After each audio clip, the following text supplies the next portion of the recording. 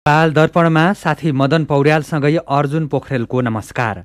नेपाल दर्पण उज्यालो radio network काठमाडौँमा 90 मेगाहर्जसँगै देशभरि विभिन्न एफएम स्टेसनहरूबाट तथा मोबाइल एप्लिकेसन र अनलाइनबाट संसारभर एकसाथ प्रसारण भइरहेको छ। नेपाल दर्पण सुरु गरौँ मुख्य खबरका शीर्षकहरूबाट।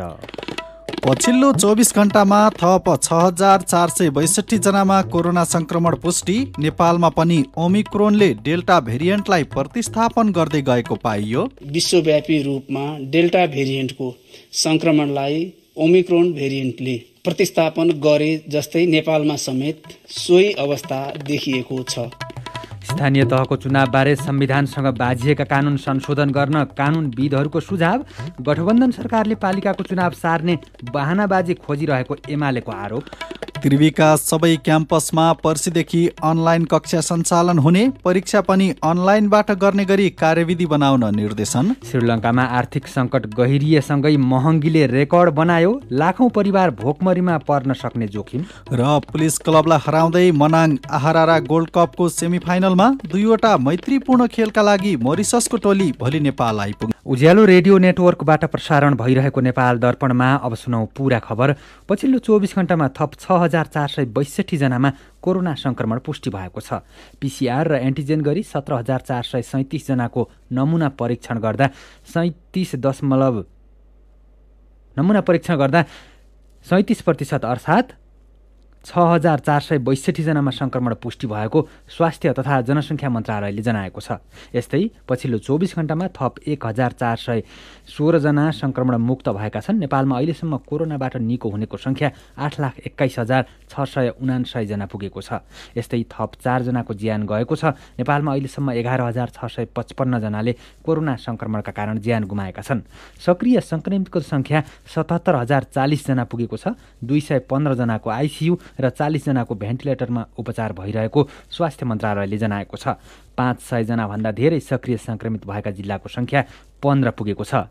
यसैबीच पछिल्लो समय नेपालमा ओमिक्रोन भेरिएन्टले डेल्टा भेरिएन्टलाई प्रतिस्थापन गर्दै गएको पाइएको छ। स्वास्थ्य तथा जनसङ्ख्या मन्त्रालयमा भएको पत्रकार सम्मेलनमा सहप्रवक्ता समीर कुमार अधिकारीले राष्ट्रिय जनस्वास्थ्य प्रयोगशालामा कोरोना संक्रमित मध्ये 32वटा नमुनाको जिन सिक्वेन्सिङ गर्दा 28वटामा ओमिक्रोन र 4वटामा डेल्टा भेरिएन्ट देखिएको बताउनुभयो। नेपालमा भइरहेको पछिल्लो संक्रमणमा 88%मा ओमिक्रोन पाइएको र विश्वव्यापी रूपमा जस्तै नेपालमा पनि डेल्टालाई ओमिक्रोनले प्रतिस्थापन गर्दै लगेको पाइएको सहप्रवक्ता अधिकारीले जानकारी दिनुभयो। नेपालमा भइरहेको पछिल्लो संक्रमणमा यस जिन पोजिटिभ भए पनि 88% ओमिक्रोन भेरिएन्ट रहेको पाइएको छ। यसले विश्वव्यापी रूपमा डेल्टा भेरिएन्टको संक्रमणलाई ओमिक्रोन भेरिएन्टले प्रतिस्थापन गरे जस्तै नेपालमा समेत सोही अवस्था देखिएको छ। त्यसैले हामी सबै सतर्क रहौं र जनस्वास्थ्यका मापदण्डहरूको पूर्ण रूपमा पालना गरौं र गराउँ। कानुनविदले स्थानीय तहको चुनावबारे संविधानसँग बाझिएका सबै कानुन संशोधन गर्न सत्तारूढ दललाई सुझाव दिएका छन्। 5 दलीय गठबन्धनले स्थानीय तहको चुनावबारे आज कानुनविदसँग प्रधानमन्त्री निवास बालुवाटारमा गरेको छलफलमा कानुनविदले संविधानसँग बाझिएका सबै कानुन संशोधन गरेर चुनावमा जान सुझाव दिएका हुन्। छलफलमा सहभागी कानुनविदले स्थानीय तह निर्वाचन ऐन र संविधान बाझिएकोले बाझिएका कानुनहरू संशोधन गरेर अघि बढ्न सुझाव दिएको सञ्चार तथा सूचना प्रविधि मन्त्री ज्ञानेन्द्र बहादुर कार्कीले जानकारी दिनुभयो। स्थानीय तहको निर्वाचन ऐन 2073 को दफा 3 र संविधानको धारा 225 बाझिएको देखिएकोले कानुन संशोधन गर्ने सुझाव प्राप्त भएको। बैठकमा कानुनविदले संविधानसँग बाझिएका कुनै पनि कानुन अमान्य हुने संवैधानिक व्यवस्था गरेको पनि स्मरण गराएका थिए। पूर्व महान्यायाधिवक्ता रमण कुमार श्रेष्ठले संविधान बमोजिम कानुन नबनेकोले स्थानीय तहको चुनावबारे जटिलता आएको भन्दै संविधान अनुसार कानुन संशोधन गरेर अघि बढ्न सुझाव दिएको बताउनुभयो। बैठकमा प्रधानमन्त्री एवं नेपाली काङ्ग्रेसका सभापति शेरबहादुर देउवा, नेकपा माओवादी केन्द्रका अध्यक्ष पुष्पकमल दाहाल प्रचण्ड, नेकपा एकीकृत समाजवादीका अध्यक्ष माधव कुमार नेपाल, जनता समाजवादी पार्टी नेपालका संघीय परिषद अध्यक्ष डाक्टर बाबुराम भट्टराई लगायतको सहभागिता रहेको थियो। सरकारले मिति घोषणा गर्न ढिलाइ गर्दा वैशाखमा हुनुपर्ने स्थानीय तहको चुनाव अन्योलमा परेको छ।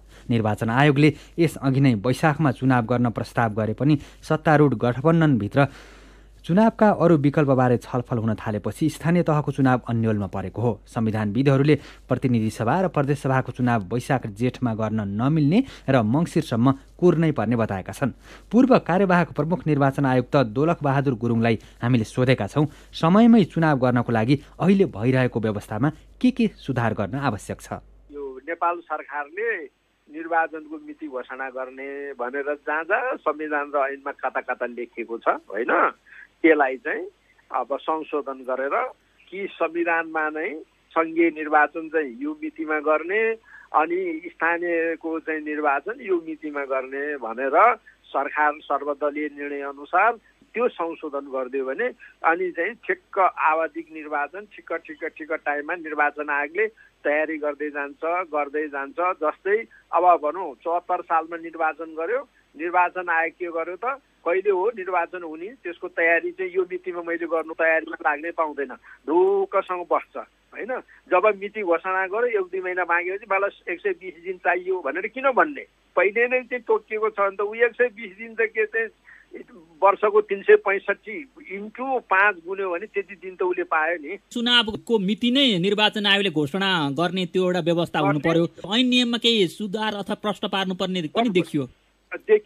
दोष अर्को चाहिँ निर्वाचन आयोग एउटा संवैधानिक निकाय हो है, र चाहिँ के भने ऊ संवैधानिक निकाय भएर उसलाई प्रशासनिक आर्थिक र चाहिँ अन्य चाहिँ त्यो चाहिँ जो चाहिँ स्वायत्त अधिकारहरू हो त्यो अधिकार दिनुपर्छ। हेर्नुहोस् अब मिति त सरकार निर्वाचन आयोगले घोषणा गर्छ, सरकारले चाहिँ के भने बजेट नदिने, कर्मचारी नदिने, सेक्युरिटी नदिने हो भने त निर्वाचन आयोगले केही गर्न सक्दैन नि। त्यसकारण निर्वाचन अवधिमा माने चाहिँ के भने सरकारले अनिवार्य पैसा नै दिनुपर्ने, के अरे चाहिँ कर्मचारी दिनुपर्ने, सबै थोक दिनुपर्ने त्यो अधिकार पनि चाहिँ निर्वाचन आयोगलाई हुनुपर्छ। यो बेला अहिले चाहिँ स्थानीय तहको चुनावको मिति घोषणा गर्न अलमल भइरहेको बेला निर्वाचन आयोगले चाहिँ ल छिटो घोषणा गर भनेर भन्ने त दबाब दिने भूमिका हुन सक्छ सक्दैन? अहिले नै निश्चित रूपमा हुन सक्छ। यो त उसको चाहिँ जिम्मेवारी भित्र काम कर्तव्य अधिकारभित्र परेको कुरो तुरुन्त चाहिँ सर्वपक्षीय चाहिँ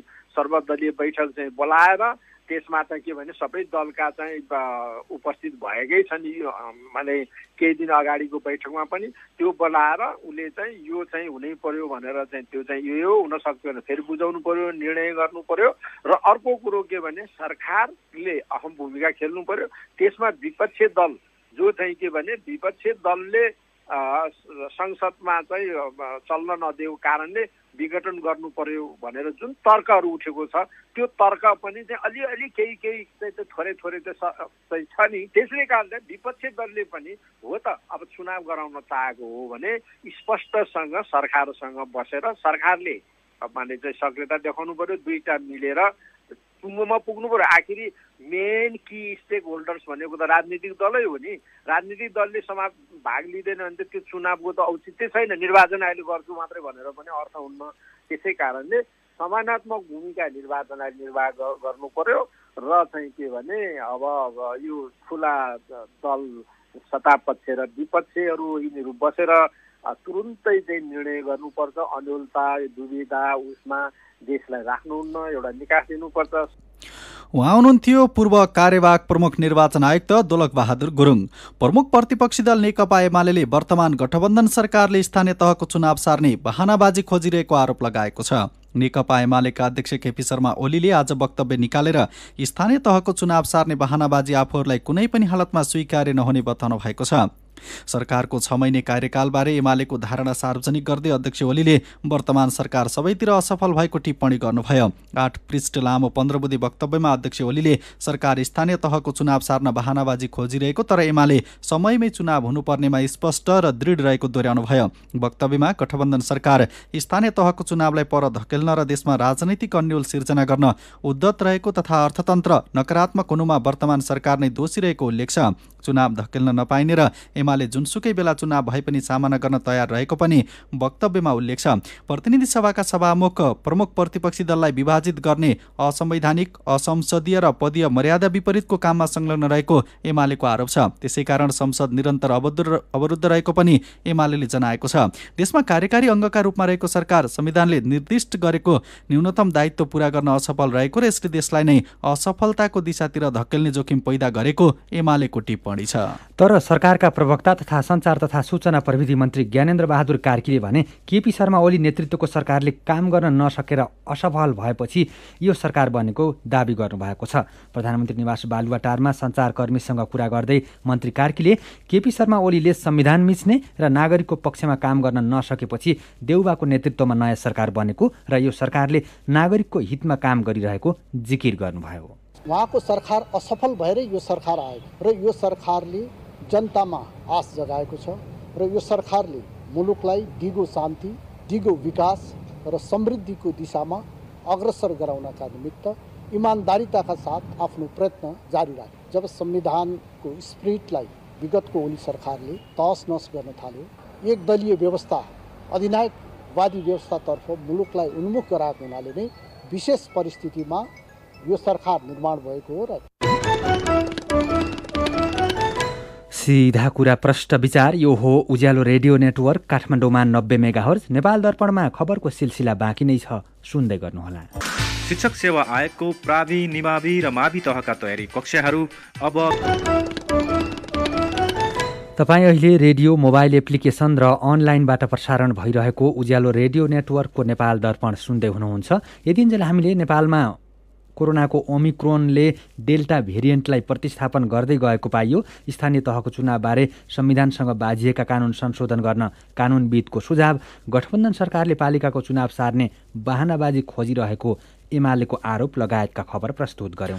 अब बाँकी खबर। त्रिभुवन विश्वविद्यालयले सबै क्याम्पसलाई पर्सि माघ 11 गतेदेखि अनलाइन कक्षा सञ्चालन गर्न निर्देशन दिएको छ। त्रिवी कार्यकारी परिषदले कोरोना संक्रमण बढेका कारण हरेक क्याम्पसले 11 गतेदेखि अनलाइन कक्षा सञ्चालन गर्नुपर्ने निर्णय गरेको हो। यसका लागि भोलि 10 गतेभित्र अनलाइन कक्षाको रुटिन बनाएर सम्बन्धित डिनको कार्यालयमा पठाउनु पर्नेछ। अनलाइन कक्षा व्यवस्थित गर्नका लागि हरेक क्याम्पसका सहायक प्रमुखको संयोजकत्वमा बढीमा 7 सदस्यीय अनलाइन कक्षा व्यवस्थापन समिति गठन गर्नुपर्नेछ। यस्तै सबै विभागले विभागीय प्रमुखको संयोजकत्वमा 5 सदस्यीय समिति गठन गर्नुपर्ने त्रिवी कार्यकारी परिषदले निर्णय गरेको छ। भौतिक उपस्थितिमा गर्नुपर्ने प्रयोगात्मक परीक्षा, अभ्यास शिक्षण र इन्टर्नसिप लगायतका क्रियाकलाप स्वास्थ्य सुरक्षाका मापदण्ड अपनाएर गर्न सकिनेछ। अनलाइन कक्षा व्यवस्थित भए नभएको अनुगमन गर्न डिनको संयोजकत्वमा अनलाइन कक्षा अनुगमन समिति पनि बन्ने त्रिभुवन विश्वविद्यालयले जनाएको छ। यस्तै अनलाइन पठन पाठन र परीक्षा सम्बन्धी शिक्षकलाई तालिम दिने र त्यसको विवरण सबै क्याम्पस, विभाग, अध्ययन संस्थानहरूले डिन कार्यालयलाई पेश गर्नुपर्नेछ। अनलाइनमा तोकेको कक्षा लिने शिक्षकको हाजिरी अनलाइनबाटै हुने भएको छ। चिकित्सा शास्त्र अध्ययन संस्थान अन्तर्गतका परीक्षा स्वास्थ्यको मापदण्ड पालना गरेर अध्ययन संस्थानबाटै लिने निर्णय गरेर सञ्चालन गर्ने, विद्यार्थीको आन्तरिक मूल्याङ्कन अनलाइनको माध्यमबाट गराउने तथा सबै संकाय र संस्थानले अनलाइनबाट परीक्षा लिने ढाँचा र कार्यविधि तयार गर्ने र कार्यविधिमा आन्तरिक मूल्याङ्कन र अन्तिम परीक्षाको सम्बन्धमा आवश्यक व्यवस्था गर्न पनि त्रिभुवन विश्वविद्यालयले निर्देशन दिएको छ। त्रिवीले सबै क्याम्पसलाई प्रशासनिक सेवा बन्द नगर्न र सकभर घरबाटै काम गर्ने वातावरण मिलाउन पनि निर्देशन दिएको छ। राष्ट्रिय सभा चुनावको लागि आज राति 12 बजेदेखि मौन अवधि सुरु हुँदैछ। मौन अवधिको लागि आयोगले आचार संहिता सार्वजनिक गरेको र पालना गर्नुपर्ने निर्वाचन आयोगका सहसचिव तथा सहप्रवक्ता कोमल प्रसाद धमलाले जानकारी दिनुभयो। राष्ट्रिय सभाको चुनाव यही माघ 12 गते हुँदैछ। यसैबीच राष्ट्रिय प्रजातन्त्र पार्टी राप्रपाले निर्वाचन आयोगले पठाएको पत्र संविधानको मर्म र भावना विपरीत भएको निष्कर्ष निकालेको छ। आज पार्टी केन्द्रीय कार्यालय काठमाडौँको चाबहिलमा बसेको केन्द्रीय पदाधिकारीको बैठकले आयोगको पत्रबारे कानुनी र राजनीतिक उपचार खोज्ने निर्णय गरेको हो। आयोगले यसअघि राष्ट्रिय प्रजातन्त्र पार्टीलाई विधानबाट हिन्दू राष्ट्र तथा राज संस्था सहितको प्रजातन्त्र भन्ने वाक्यांश हटाउन तथा झण्डाको बीचमा रहेको गाई चिन्ह परिवर्तन गर्न निर्देशन दिएको थियो। चालु आर्थिक वर्षको पहिलो 6 महिनामा नेपालको वैदेशिक व्यापार घाटा झण्डै 9 खर्ब रुपैयाँ पुगेको छ। साउनदेखि पुससम्म नेपालको व्यापार घाटा 8 खर्ब 80 अर्ब 49 करोड रुपैयाँ रहेको भन्सार विभागले जनाएको छ। यो गएको वर्षको पहिलो 6 महिनाको भन्दा 46.64% धेरै हो। 6 महिनामा नेपालले 9 खर्ब 79 अर्ब रुपैयाँको वस्तु आयात गरेको छ। यो गएको वर्षको 6 महिनाको तुलनामा 51% धेरै हो। यस्तै 1 खर्ब 18 अर्ब 85 करोड रुपैयाँको वस्तु निर्यात भएको छ। यो गएको वर्षको 6 महिनाको तुलनामा 95.84% धेरै हो। नेपालको व्यापार घाटा सबैभन्दा धेरै भारतसँग 5 खर्ब 6 अर्ब रुपैयाँ रहेको छ। 6 महिनामा भारतबाट 6 खर्ब 3 अर्ब 35 करोड रुपैयाँको वस्तु आयात भएको छ भने 96 अर्ब 56 करोड रुपैयाँको वस्तु निर्यात भएको छ। यस्तै 6 महिनामा चीनबाट 1 खर्ब 45 अर्ब रुपैयाँको वस्तु आयात भएकोमा 45 करोड रुपैयाँको मात्रै निर्यात हुँदा व्यापार घाटा 1 खर्ब 45 अर्ब रुपैयाँ पुगेको छ। यसैबीच नेपाल विद्युत प्राधिकरणले चालु आर्थिक वर्षको पहिलो 5 महिनामा वितरणतर्फको विद्युत चुहावटलाई घटाएर 9.10% झारेको छ। प्राधिकरणले चालु आर्थिक वर्षमा समग्र प्रणालीको विद्युत चुहावट 15.5% र वितरणतर्फको चुहावटलाई 9.5% झार्ने लक्ष्य राखेको छ। चुहावटलाई लक्ष्यभन्दा अझै कम गराउने गरी सम्पूर्ण टिम परिचालन गरिएको विद्युत प्राधिकरणका कार्यकारी निर्देशक कुलमान घिसिङले बताउनुभयो। नेपाल राष्ट्र बैङ्कले क्रिप्टो करेन्सी र नेटवर्किङ मार्केटिङको कारोबार नगर्न पुनः सचेत गराएको छ। राष्ट्र बैङ्कले आज सूचना निकालेर क्रिप्टो करेन्सी र नेटवर्क मार्केटिङ तथा व्यवसाय नेपालमा गैरकानुनी रहेको स्मरण गराउँदै यस्तो कारोबारमा संलग्न गरेको पाइएमा कारबाही हुने चेतावनी दिएको हो। छोटो अवधिमा उच्च प्रतिफल दिने प्रलोभन देखाएर यस्ता कारोबार भइरहेको भन्दै राष्ट्र बैङ्कले कारोबार गर्ने, कारोबारमा आबद्ध हुन प्रोत्साहन गर्ने र यससँग जोडिएका व्यक्तिलाई कारबाही हुने चेतावनी दिएको छ। सीधा कुरा प्रश्न विचार यो हो उज्यालो रेडियो नेटवर्क काठमाडौँमा 90 मेगाहर्ज, नेपाल दर्पणमा मेरो पनि भन्नु छ सँगै खबरको सिलसिला बाँकी नै छ, सुन्दै गर्नुहोला। विभिन्न रेडियो स्टेशनबाट मेचीदेखि महाकालीसम्म र मोबाइल एप्लिकेसन तथा अनलाइनबाट संसारभरि एकसाथ प्रसारण भइरहेको नेपाल दर्पणमा तपाईलाई फेरि स्वागत छ। अब बाँकी खबर। नेकपा एमालेका अध्यक्ष केपी शर्मा ओलीलाई कोरोना भाइरसको संक्रमण पुष्टि भएको छ। उहाँकी श्रीमती राधिका साक्यलाई पनि संक्रमण पुष्टि भएको छ। ओलीको निजी सचिवालयका अनुसार संक्रमण पुष्टि भएपछि पूर्व निर्धारित कार्यक्रम स्थगित गरिएको छ। यस्तै माओवादी केन्द्रका अध्यक्ष पुष्पकमल दाहाल प्रचण्डकी श्रीमती सीता दाहाललाई पनि कोरोना संक्रमण पुष्टि भएको छ। उहाँको मेडिसिटी अस्पतालमा उपचार भइरहेको छ। शुक्रराज ट्रपिकल तथा सरुवा रोग अस्पताल टेकु काठमाडौँमा कोरोना विरुद्धको खोप अभियान स्थगित भएको छ। अस्पतालमा बिरामीको उपचार तथा कोरोना विरुद्धको खोप कार्यमा संलग्न 50 जना भन्दा धेरै डाक्टर, स्वास्थ्यकर्मी तथा कर्मचारी कोरोना भाइरसबाट संक्रमित भएपछि भोलिदेखि 16 गतेसम्मको लागि खोप अभियान स्थगित गरिएको हो। यस्तै म्याग्दीको बेनी अस्पतालका 34 जना स्वास्थ्यकर्मीमा कोरोना भाइरसको संक्रमण देखिएपछि आजदेखि ओपीडी सेवा बन्द भएको छ। हप्ताको पहिलो दिन आज शेयर बजार घटेको छ। शेयर बजार परिसूचक नेप्से आज 10.83 अङ्कले घटेर 2920.51 बिन्दुमा झरेको छ। आज बिमा, उत्पादन र अन्य बाहेक अरू सबै समूहको शेयर घटेको छ। आज 232 वटा कम्पनीका 1 करोड 47 लाख किता शेयर 7 अर्ब 3 करोड रुपैयाँमा कारोबार भएका छन्। ओखलढुङ्गामा गुडिरहेको जिपलाई ढुङ्गाले किच्दा 3 जनाको ज्यान गएको छ। सिद्धिचरण नगरपालिका वडा नम्बर 3 मा सडक निर्माण गर्दै गरेको डोजरले लडाएको ढुङ्गाले सडकमा गुडिरहेको को 1 ज 3569 नम्बरको जिपलाई किच्दा सिद्धिचरण नगरपालिका 1 की 7 वर्षकी युनिसा कोइराला, 10 वर्षका इसब कोइराला र मानेभन्ज्याङ गाउँपालिका 1 मल्लिका 30 वर्षका हेमबहादुर मगरको ज्यान गएको हो। भक्तपुरको सूर्यविनायक नगरपालिका 4 ददीकोट गाम्चामा निसासिएर 3 महिने शिशुको ज्यान गएको छ। शिशुका बुवा आमाको बेहोस अवस्थामा मध्यपुर अस्पतालमा उपचार भइरहेको छ। गाम्चामा भावना थापाको जस्ता पाताले छाएको घरमा डेरा गरी बस्ने रामेछाप मन्थलीका 30 वर्षका अभिषेक रम्तेल र पशुना तामाङका 3 महिनाका छोराको उपचारका क्रममा बिहान ज्यान गएको महानगरीय प्रहरी प्रभाग भक्तपुरले जनाएको छ। रुकुम चौरजहारी नगरपालिका वडा नम्बर 6 शान्ति बजारमा आगोमा जलेर 19 दिनका नवजात शिशुको ज्यान गएको छ। घरको चुलो नजिकै सुताएका रिमबहादुर रोकाका छोरा सुनिलको ओछ्यानमा आगो सल्किँदा जलेर ज्यान गएको प्रहरीले जनाएको छ। बच्चालाई जोगाउन खोज्दा आमा निर्मला रोका हात पोलिएर घाइते भएको इलाका प्रहरी कार्यालय चौरजहारीका प्रहरी निरीक्षक कृष्ण डाँगीले जानकारी दिनुभयो। जुम्लामा भिरबाट लडेर किशोरीको ज्यान गएको छ। लडेर घाइते तातोपानी गाउँपालिका 7 की 18 वर्षीय सविता रावतको उपचारका क्रममा आज बिहान ज्यान गएको कर्णाली स्वास्थ्य विज्ञान प्रतिष्ठानले जनाएको छ। जिल्ला प्रहरी कार्यालय गोर्खाले विभिन्न निकायबाट प्राप्त हुने प्रोत्साहन रकम जुनियर तहका प्रहरी कर्मचारीको हितमा खर्च गर्न थालेको छ। फरार अभियुक्त पक्राउ परे बापत जिल्ला अदालतबाट र गिट्टी, ढुङ्गा, बालुवा बिरुवाको अवैध ओसार पसार रोके बापत स्थानीय तहबाट प्राप्त हुने रकम कल्याणकारी कोषमा जम्मा गर्न थालिएको हो। कोषको रकम जुनियर प्रहरी कर्मचारीको हित हुने खालका काममा खर्च गर्न लागि जिल्ला प्रहरी कार्यालयका प्रमुख एसपी शेखर खनालले जानकारी दिनुभयो। मेरो पनि भन्नु छ। कोरोना भाइरसको जोखिम बढ्दै गएकाले जनस्वास्थ्यको मापदण्ड पालनामा ध्यान दिन आग्रह गर्दै सन्तोष भट्टराईले लेख्नु भएको छ। राजनैतिक दलले गर्ने भीड़भाड़ र भोज भतेर जस्ता मानिसको भीड़ हुने खालका कार्यक्रम रोक्नै पर्छ। तर दैनिक गुजारा चलाउनका लागि काममा हिँड्नेहरूका लागि भने काम गरी खाने वातावरण बनाउनुपर्छ। अर्जुन पौडेलको सुझाव छ, घरमै भएका खानेकुरालाई मिलाएर खाने गरौं। अनावश्यक रूपमा घर बाहिर नहिँडौं, आफू पनि बचौं, अरूलाई पनि बचाउँ। एमाले अध्यक्ष केपी शर्मा ओलीलाई कोरोना भाइरसको संक्रमण भएको खबरमा नन्दुरोका मगर र तारा कणेल ठट्टा गर्दै लेख्नुहुन्छ, अब बेसार पानी र अम्बाको पात अनि तातो पानीले गार्गेल गर्ने त होला, शीघ्र स्वास्थ्य लाभको कामना। शैलेश डीसी पनि अब बजारमा सिटामोल छैन, बेसार पानी नै विकल्प हो भन्नुहुन्छ। एसई परीक्षा वैशाख महिनामा गर्ने तयारी बारे इन्दिरा ढकालको प्रतिक्रिया छ। ग्रेड प्रणाली र एसई खारेज गर्ने जस्ता कुराले शिक्षाको गुणस्तर खस्कँदै गएको छ। अनि यही विषयमा विजया खनालको व्यङ्ग्य छ, वैशाखमा परीक्षा होइन चुनाव गर्नुपर्छ।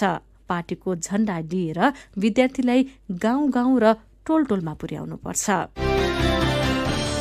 विचारका लागि तपाईलाई धन्यवाद। मेरो पनि भन्नु छ। मेरो पनि भन्नु छ प्रस्तुत गर्दै हुनुहुन्थ्यो साथी दीपा तिमल सिन्हा। नेपाल दर्पणमा अब विदेशको खबर। श्रीलङ्कामा आर्थिक सङ्कट गहिरिएसँगै महँगीले रेकर्ड बनाएको छ। श्रीलङ्कामा अघिल्लो वर्षको डिसेम्बर महिना र यो वर्षको जनवरीको मध्यसम्म महँगी दर दोहोरो अङ्कमा पुगेको हो। डिसेम्बरमा 14% पुगेको महँगीको यो महिना पनि दोहोरो अङ्कमा नै पुगेको बीबीसी हिन्दीले जनाएको छ। महँगी मध्ये खाद्य उपसूचकको मूल्य वृद्धि एक वर्षमा 21.5% पुगेको छ। सन् 2020 मा कोरोना महामारी सुरु भएपछि श्रीलङ्काले विदेशी मुद्राको सङ्कट रोक्न आयातमा कडाई गरेको थियो। त्यसको असर महँगीमा देखिएको खबरमा उल्लेख छ। महँगी अचाक्ली बढेपछि लाखौं परिवार भोकमरीमा पर्न सक्ने अनुमान गरिएको छ। श्रीलङ्कामा विदेशी वस्तु आयातको लागि डलरको सङ्कट गहिरिँदै गएपछि आयातित सामानको अभाव भएको छ भने उपलब्ध भएका सामानको पनि भाउ निकै उकालो लागेको छ। नेपाल दर्पणमा अब केही खेल खबर। मनाङ मर्स्याङ्दी क्लब आहारा गोल्ड कप फुटबलको सेमी फाइनलमा पुगेको छ। पोखरा रङ्गशालामा आज भएको खेलमा नेपाल पुलिस क्लबलाई 2-0 गोलले हराउँदै मनाङ अन्तिम 4मा पुगेको हो। मनाङलाई जिताउन 64औं मिनेटमा रूपेश केसी र 88औं मिनेटमा विदेशी खेलाडी ओडावाले हाफिजले गोल गरे। मनाङले अब सेमी फाइनलमा त्रिभुवन आर्मी क्लब र 3 स्टार क्लब बीचको विजेतासँग खेल्नेछ। आज हारेको पुलिस भने बाहिरिएको छ। 10 टिम सहभागी प्रतियोगिताको विजेता टोलीले 10,01,000 र विजेता टोलीले 5,01,000 रुपियाँ पुरस्कार पाउनेछन्। नेपाली राष्ट्रिय फुटबल टोलीसँगको मैत्रीपूर्ण खेलका लागि अफ्रिकी देश मोरिससको टोली भोलि नेपाल आइपुग्ने भएको छ। अखिल नेपाल फुटबल संघ एन्फाले मोरिससको टोली भोलि बिहान सभा 11 बजे नेपाल आइपुग्ने जनाएको हो। नेपाल र मोरिसस बीच दशरथ रङ्गशालामा आउँदो 15 र 18 गते दुईवटा मैत्रीपूर्ण खेल हुँदैछ। र दक्षिण अफ्रिकासँगको तेस्रो तथा अन्तिम एक दिवसीय क्रिकेट जित्न भारतले 288 रनको लक्ष्य पछ्याइरहेको छ। दक्षिण अफ्रिकाको केपटाउनमा 288 रनको लक्ष्य पछ्याएको भारतले ताजा अवस्थामा 22 ओभर 5 बलको खेल सकिँदा 2 विकेट गुमाएर 118 रन बनाएको छ। भारतलाई अझै जितको लागि 27 ओभर 1 बलमा 170 रन आवश्यक छ। उसँग अझै 8 विकेट बाँकी रहेका छन्। भारतका केएल राहुल 9 रनमा आउट भयो भने शिखर धवन भर्खरै 61 रनमा आउट भएका छन्। अहिले क्रिजमा विराट कोहली 43 रन बनाएर खेलिरहेका छन्। 3 खेलको श्रृङ्खला यस अघि नै दक्षिण अफ्रिकाले जितिसकेको छ। खेल खबरसँगै उज्यालो रेडियो नेटवर्कबाट प्रसारण भइरहेको नेपाल दर्पणको समय सकिने लागेको छ। बिदा हुनु अघि आजका मुख्य खबरका शीर्षकहरू फेरि एकपटक। पछिल्लो 24 घण्टामा थप 6,462 जनामा कोरोना संक्रमण पुष्टि। नेपालमा पनि ओमिक्रोनले डेल्टा भेरिएन्टलाई प्रतिस्थापन गर्दै गएको पाइयो। स्थानीय तहको चुनावबारे संविधानसँग बाजिएका सबै कानुन संशोधन गर्न कानुनविदको सुझाव। गठबन्धन सरकारले पालिकाको चुनाव सार्ने बहानाबाजी खोजिरहेको एमालेको आरोप।